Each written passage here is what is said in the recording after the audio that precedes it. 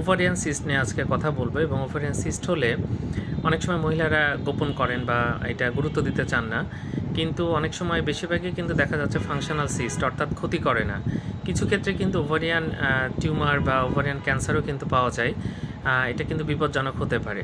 এই জন্য ওভারিতে সিস্ট হলে ভালো একজন গাইনোকোলজিস্ট দেখানো উচিত এবং তিনি যেভাবে আপনাকে চিকিৎসা দেন সেই চিকিৎসাটা নিতে হবে। ওভারিতে সিস্ট হলে তলপেটে ব্যথা করে, অনেক সময় পেট ভারী ভারী লাগে, প্রস্রাবের সমস্যা হয়, পায়খানার সমস্যা হয়, অনেক সময় পেট ফুলে থাকে, এরকম বিভিন্ন রকম সমস্যা কিন্তু দেখা যায়।